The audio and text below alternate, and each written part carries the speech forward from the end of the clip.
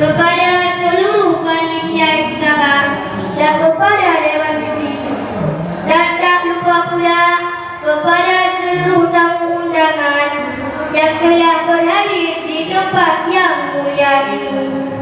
Dalam pertemuan kali ini, saya ingin membahas tentang 4 kemuliaan umat Nabi Muhammad yang tidak ada pada Nabi Adam, bahkan nabi-nabi yang lain.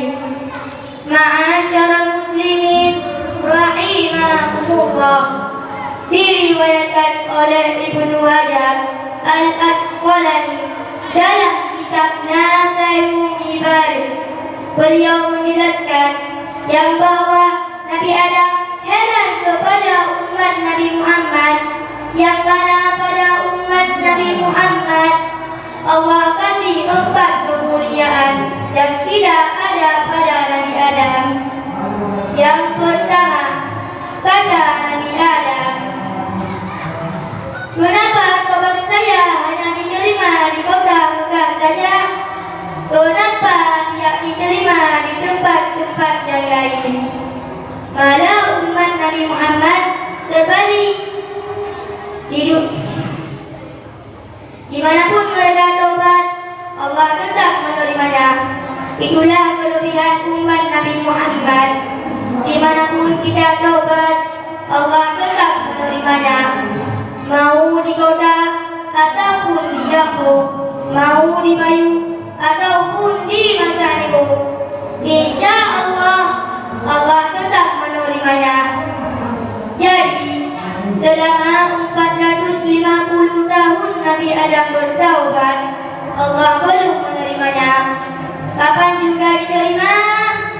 Waktu Nabi Adam sampai di kota Mekah. Itu pun dengan karena membawa nama Nabi Muhammad Sallallahu Alaihi Wasallam. Jadi berdoalah Nabi Adam, Ya Rabbi bihaqqi Muhammad, Ya Allah, demi Muhammad, demi kebenaran Muhammad, demi kehormatan Muhammad, demi kemuliaan Muhammad, terimalah doaku ya Allah. Wa qala Allah Ta'ala, berkata Allah Ta'ala dalam hadis kursi, Ya Adam, kaifa arafta Muhammad wala ta'araftuhu? Wahai Adam, dari mana engkau tahu wujud Nabi Muhammad, sedangkan aku belum menciptakan wujudnya Nabi Muhammad? Ya Allah, di saat engkau menciptakan roh kepadaku, aku angkat kepala ke atas. Aku lihat pada tiap-tiap yang maras dan tiap-tiap yang surga tertulis kalimat La ilaha illallah Muhammadur Rasulullah. Disitulah aku tahu bahwa Muhammad bukan manusia biasa, sebab tidak mungkin engkau meletakkan satu nama manusia di samping namamu ya Allah, kalau bukan manusia itu yang sangat engkau cintai. Berkata Allah Ta'ala, Sadaqta ya Adam, benar engkau hai Adam.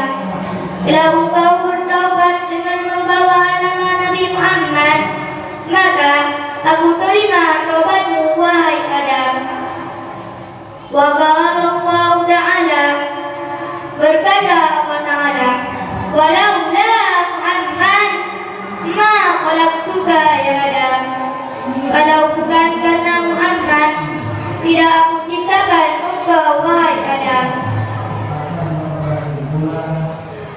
Saudara kaum muslimin rahimakumullah, perlu kita ketahui Nabi Adam dikeluarkan dari surga, diturunkan di India di bawah kaki gunung Himalaya. Siti Hawa diturunkan di Jeddah, sedangkan Iblis diturunkan di Basrah.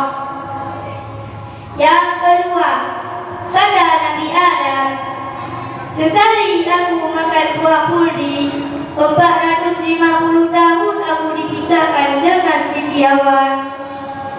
Beda dengan umat Nabi Muhammad, Siang malam mereka berbuat dosa, tapi tidak Allah pisahkan mereka dengan istri dan anaknya.